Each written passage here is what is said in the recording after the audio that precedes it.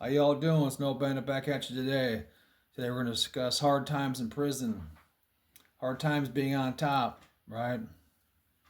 So when you first go to prison, you got to forget about the outside world. You got to forget about mom and dad, family, all that shit out there. You got to go to prison now. When you're in prison, you got to adapt to that world.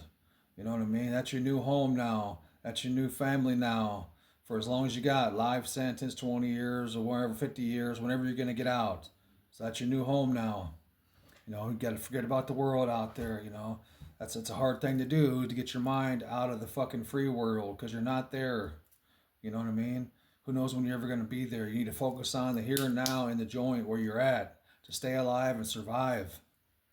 And make your life and build your name and build your way through there to make it. There's hard times, especially being on top, boss man. There's hard times in there.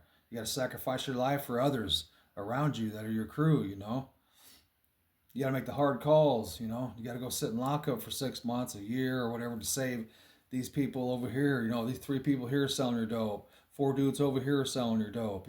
These dudes are busted over here with your money.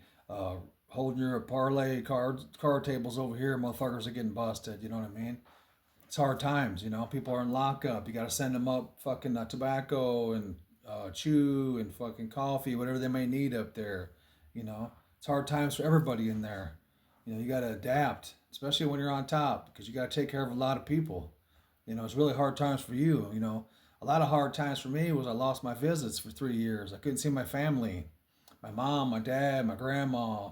Nobody like that for 3 years, fucking, because the choices I made being in prison. That's my family. That's my world. Has to revolve around my prison life. What I mean? Got to sacrifice my family on the street for myself in there, my family in there. They come first because that's where I live. They'll die for me. I die for them. You know, it's hard fucking times in there. You get locked up for stupid shit. You got people fucking, you got the warden after you, the canine after you, the fucking COs are after you, the security directors after you, the fucking inmates are after you. You know what I'm saying? Everybody's fucking after you. So you got to be on top of your game and always be aware of shit.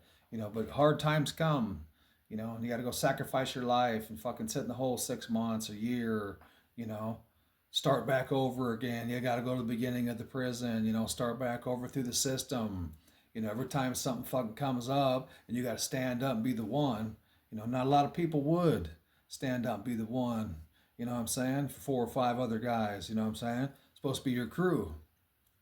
But who knows if they do it for you, but it doesn't matter. You got to do what you do for you. What makes it hard times for you because of who you are, who I am. It makes it a hard time for me because I'm taking the fall for every fucking thing. I'm letting all the convicts go. I ain't let no cops, no COs, no security staff get to my people, to get to any convicts. Even if I don't fucking know you that well, I'm still gonna stand up for you and take the fall and do whatever I can to get the motherfucking cops off your ass. Right? Like I said before, one dude can do it. Take the fall for 20 others, you fucking do it. You know what I mean? Doesn't matter. That's just a dying breed of motherfuckers, right? Because it's really not like that now. People standing up for motherfuckers, being hardcore like that, solid. Not many can say that. It's really hard times, because when you're the top dog, you get sent to other prisons. They won't keep you there for long. They want to put me on a thing called the shuffle, where I go to every prison, fucking 4 or 5 different prisons every 30 days on the shuffle, it's called, where I can't get no mail, I can't get any visits, I can't hit the yard because too much influence, right? They want to put me on the shuffle, right? That's a sacrifice. Thank God that didn't happen. They just sent me to another maximum prison, right? But that was in discussion because all the shit that I do and all the shit I got going on, you know what I mean? They want to lock my ass down the shuffle. I'd been fucking hit because I had like 7 years left of my time when they started talking about, we're going to put you on the shuffle, Mr. Kearns. You got too much influence, you know what I'm saying? But it's shit you got to take, being who you are, being a convict. You got to stand up, hard times, you know? I got sent to 3 or 4 different prisons, like I was saying. You got to go there and you got to adapt to there because you got different inmates there, different crews, different gangs, different convicts, different, it's a different system. You got to get a situation on that system, what's going on there, right? To adapt, overcome, prevail.